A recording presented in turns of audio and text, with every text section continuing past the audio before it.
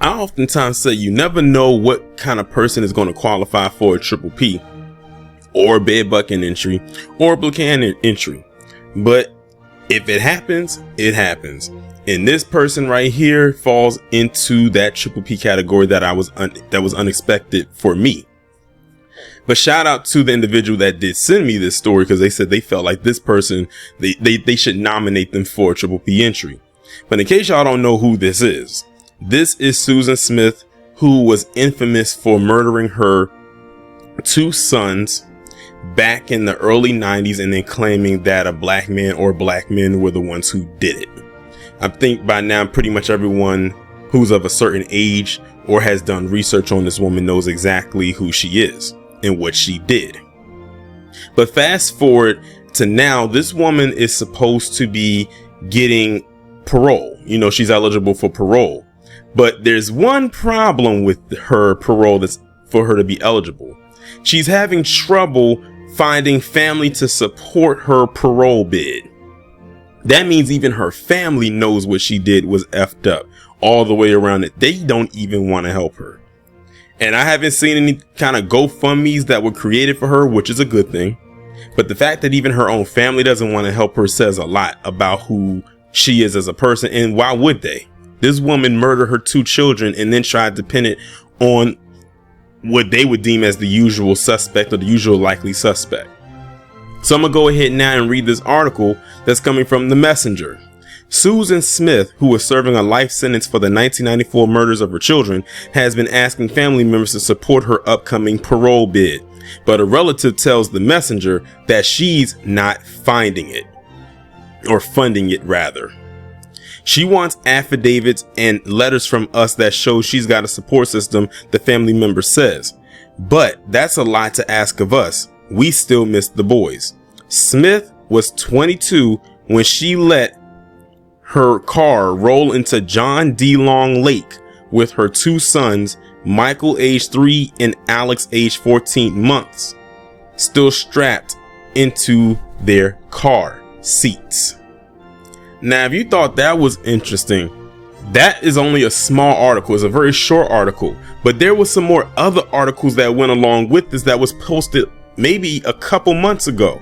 And one of them involved her ex-husband, and her ex-husband ain't even trying to help her, because dated May 31st, 2023, the article with the title reads, "She belongs in jail. Susan Smith ex-husband will fight to keep drowned mom locked up." He's fighting to keep her there, not to get her out. So this is one of them instances where, you know how they love to say PC gets on code and they'll stay on code. This is one of the times when they're off code, and I can't even fault them for that. You murdered these 2 kids. Why would they want you free? And then you lied about who did it. But let's see what they're talking about in this article. Susan Smith, who was convicted of murder in the 1994 drowning deaths of her 2 young sons in the South Carolina lake, is preparing for her first shot at parole, which we all know she's already doing next year, and is hoping she'll be able to leave prison a free woman. But members of her family tell The Messenger they plan to oppose any efforts to release Smith, age 51, who's currently incarcerated at Leith Correctional Institution in Greenwood, South Carolina. Everyone is against her getting out, says a Smith family member who is related to the tragic boy's father, David Smith. She is exactly where she needs to be, in prison, and we will do what it takes to keep her there. David and Susan divorced in 1995 after their sons were killed, but before she faced a double murder trial. David still thinks of his boys every day and doesn't ever want Susan to get out, the family member said. She belongs in jail, the relative emphasized. Smith was 22 when she let her car roll into John D. Long Lake with her 2 sons, Michael and Alex, still trapped into their car seats. After she falsely told police that a black man had carjacked her, the case became international news, making Smith one of the most notorious inmates in South Carolina history after a jury convicted her of 2 counts of first-degree murder in 1995. Judge William Howard sentenced Smith to life in prison with the possibility of parole in 30 years. She will first be able to be eligible in November 4th, 2024, and plans to attend a hearing to request release. a spokesperson for the South Carolina Department of Probation, Parole, and Pardon Services tells the Messenger that victims' relatives can attend a hearing to oppose an early release. While Smith will attend the hearing via video conferencing, her relatives would speak to the parole board in person. They may also file a victim's impact affidavit to voice their opinions about her request. Smith has not been a model prisoner during her time behind bars. In 2000, when she was 28, she was disciplined for having sex with a 50-year-old prison guard. Then, according to prison records obtained by the Messenger, Smith faced disciplinary action at least 5 times between 2010 and 2015 for various infractions, including self-mutilation and the use of possession of narcotics or marijuana. Susan is very well connected in prison, says Mel Parker, a former inmate who once served time with Smith. Everyone knows her and no one really F's with her. She has learned the system very well.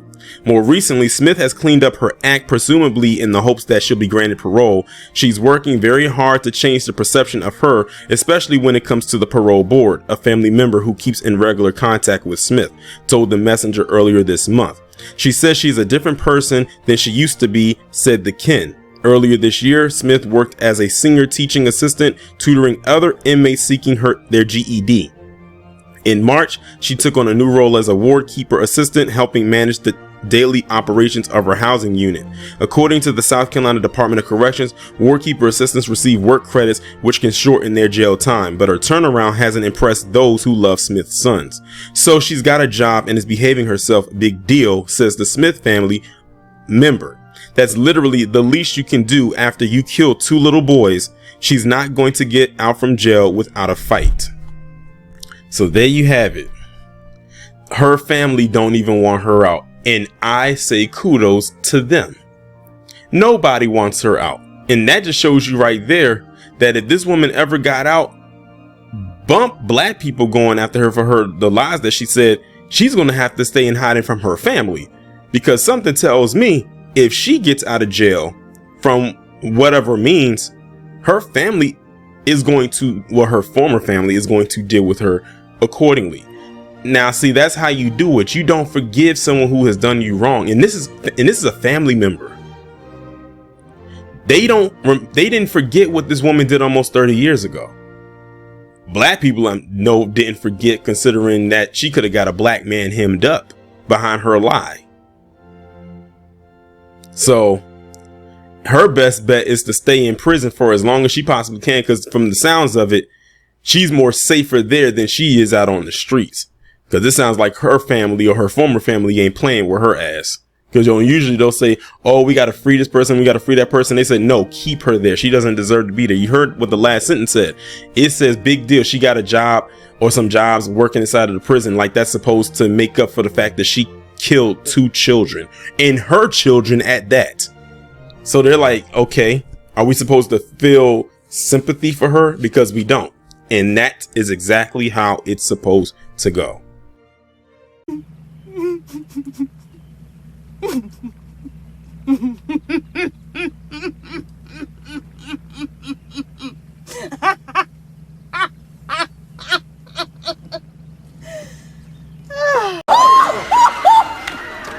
Lord, I'm having a heart attack.